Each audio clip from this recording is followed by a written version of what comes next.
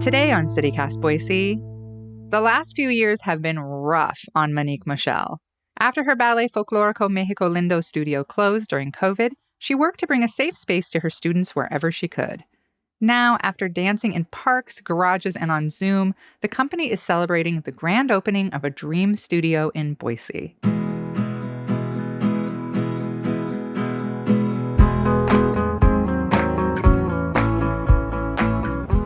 It's Thursday, April 6th. I'm Emma Arnold, and this is what Boise's talking about.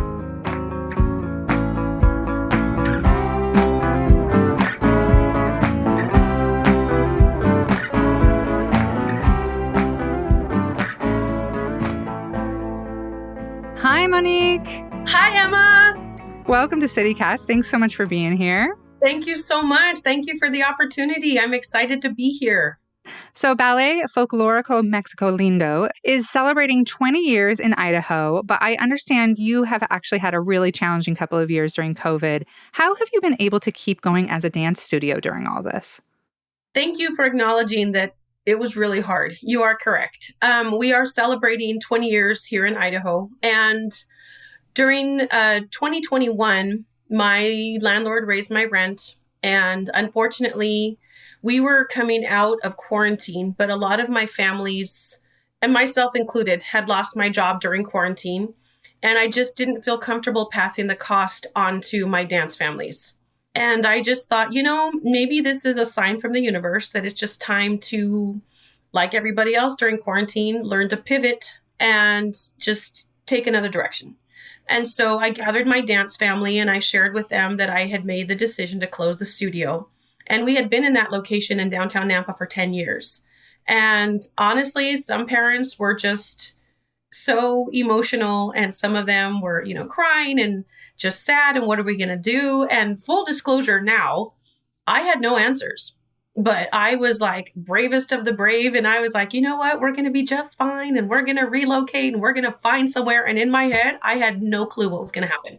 And what I did tell my dance parents was, look, 4 walls and a roof don't make us who we are. We make us who we are. And the same way that I started with my friends, with 4 students in my friend's garage on a Saturday morning with my newborn in a carrier and my 4-year-old. And we literally had nothing, no music, no dance shoes. Nothing, literally nothing. And so the same way that we were able to create and build, and I shared with my dance parents, I was like, we're going to be okay. We're going to be fine. I know you weren't able to dance in your dance space, but did you all continue dancing during COVID? Did you do, like you said, you're so creative.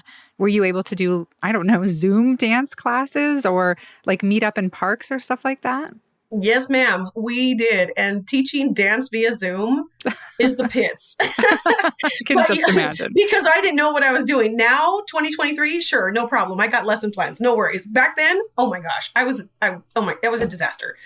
I got to tell you, God bless my dancers that showed up via Zoom. And it broke my heart because they were in their kitchen and their bedroom and their backyard and in their driveway and in their garage, and darn it, they showed up. And it just meant so much to me because I'm like, they're trying, we are trying. And we were in parks and garages and backyards and driveways, I feel like I'm tearing up here because I think you're reminding me how difficult that was. I think we're kind of, all of us are sort of hustling through it and trying to come out the other side. But you're reminding me how hard that was, especially for kids to be separated from the things that they loved and to be, dang it, you made me cry already. But I think it's so incredible that you were able to keep that going for kids because I'm sure it was such a huge piece of their world and of their life. And for you to keep that going is really amazing. And now you have this new studio in Boise, which is so exciting. What does this moment mean to you, opening this place in Boise? It's extremely humbling to me. And now I'm going to get teary. We're just going to cry back and forth. You know what? That's good. I'll pass you the virtual Kleenex. But here's the thing. I was terrified. And when we were practicing at parks and driveways and backyards and whatnot, And I was forcing myself to be okay with that. And I thought, oh, you're not paying rent and look at what you're not doing, right? So it's okay. And I kept convincing myself that this was the better route to go. And it kept gnawing at me and gnawing at me. And it just didn't feel right. And I thought, it's not fair to my dancers because I was teaching 2 classes in one day, whereas I used to teach 6 classes a week. And if you were struggling, I couldn't help you. And I didn't feel that was fair to my dancers and my dance families. And meanwhile, we have been performing since day one. We never stopped. And so thinking about my studio, and I think I want to just take it all in. But let me be very clear, Emma, by no means have I done this by myself. This is not anything that I did. This is such a collective. This is my dance teachers. This is my mom and dad who sacrificed for my private lessons and my costumes. And this is for every dancer out there who wished they could have had dance lessons.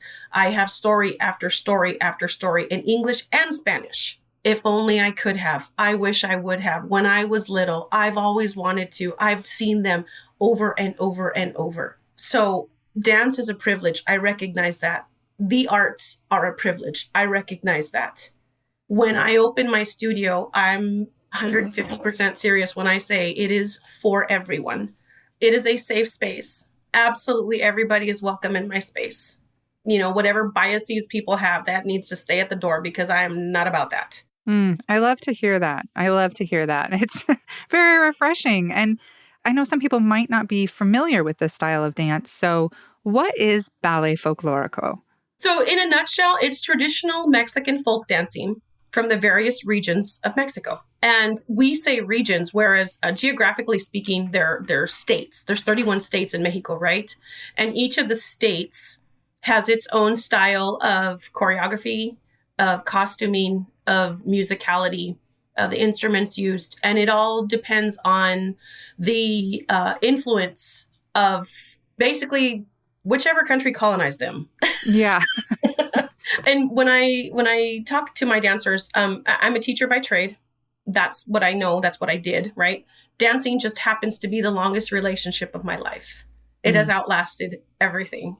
And so I incorporate my teaching into my dancing. I just happen to be a dancer who knows how to teach and vice versa. How would you describe the style of dance and what makes it so special? The costumes are gorgeous. I mean, I should say the costumes are so beautiful. Thank you. I think so too. Again, it's that influence. It just depends on where the dance comes from. And so in Mexican culture, it is extremely diverse within itself. We have, I say we because I'm Mexican American. We have German, we have Asian, we have French, we have Spanish, we have African, we have Irish. All of those are infused with the indigenous Mexican culture. And you get what you see and hear today. And it is all because of that diaspora. A lot of the regions that we learn about or that I teach about, they are similar, but they're not identical. They blend and bleed into one another because they're either geographically located near each other or because there was some sort of assimilation that happened. And it's produced and evident through the dances that you see.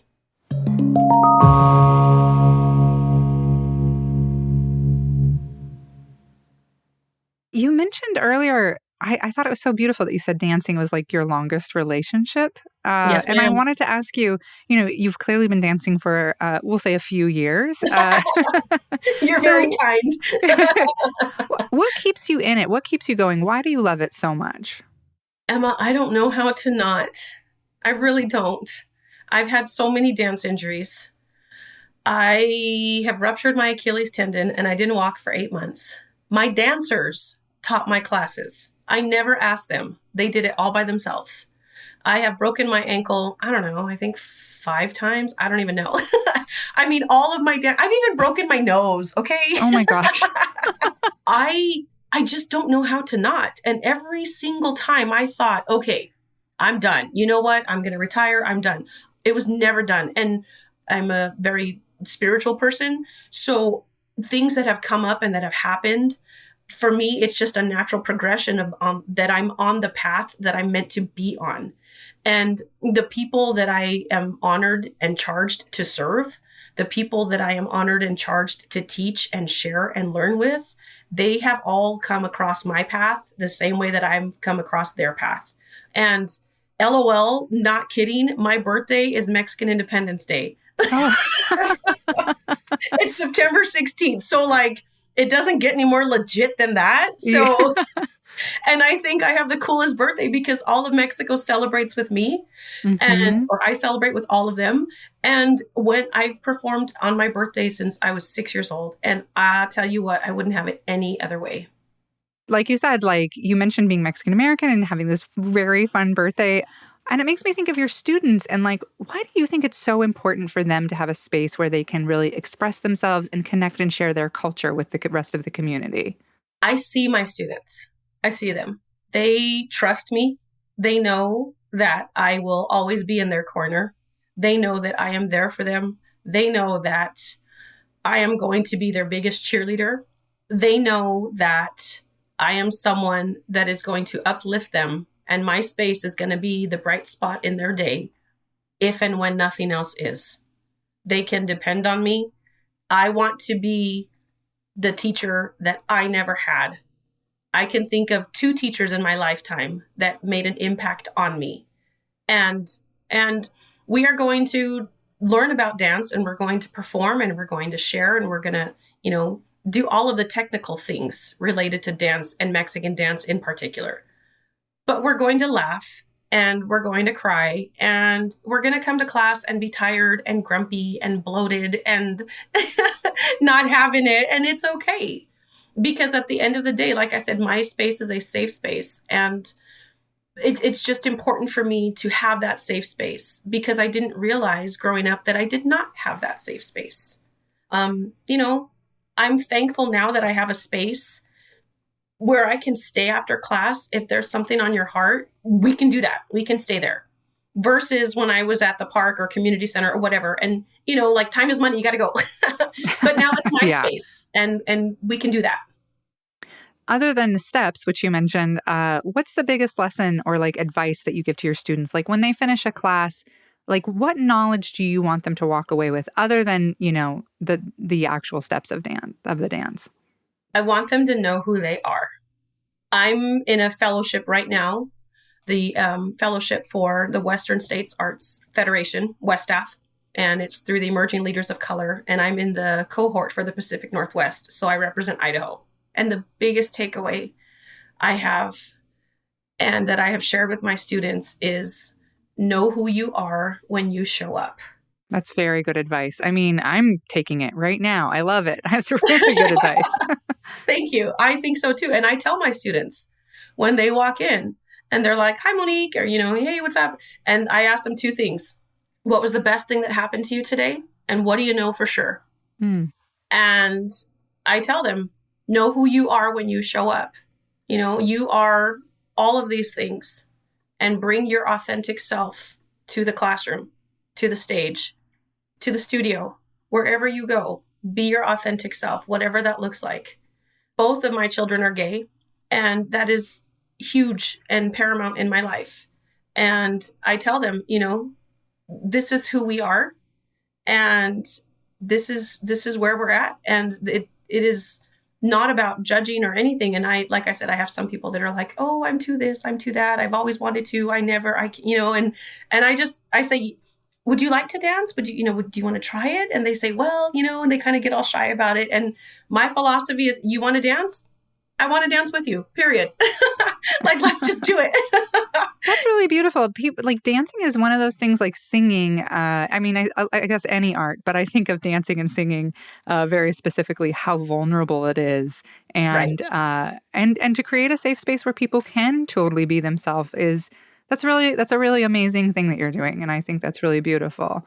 And you're about to have the best thing happen. The grand opening of your new space is really soon on April 8th. What are you most excited about? It's going to be like the birthday party that I never had. It's everybody that I want to be there is going to be there. It is all of my favors cashed in.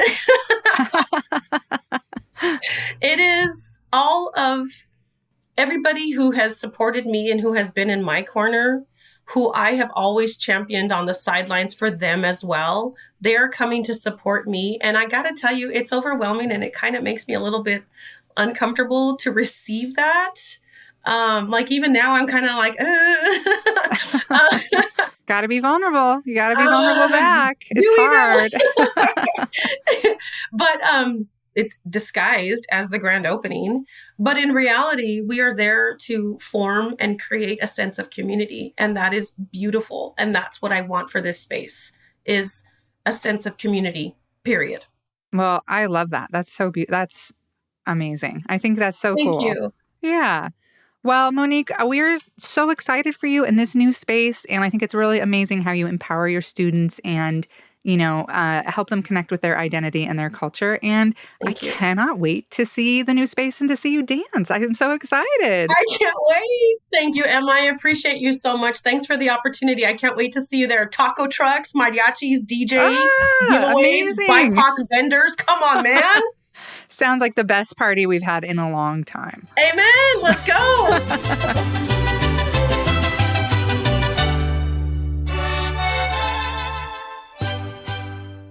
And here's some news to know today. Idaho Governor Brad Little has signed into a law a bill banning gender-affirming care for minors. Physicians who prescribe hormones or puberty blockers could be charged with a felony and face up to 10 years in prison.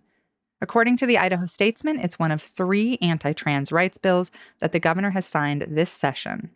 And in more local news, Boise Mayor Lauren McLean has made her replacement picks for the city council. Latonia Haney Keith will serve the remainder of the term for District 3, and Colin Nash will take the at-large seat. Former councilperson Lisa Sanchez, who inadvertently lost her seat after moving out of her district, applied to fill the vacancy but was not picked by McLean. Sanchez has indicated that she plans to run in November. That's all for today here on CityCast Boise. If you enjoyed the show, why not tell a friend? Leave us a review and subscribe to our Hey Boise newsletter. We'll be back tomorrow morning with your local news roundup, and wow, there was a lot of news this week. Bye.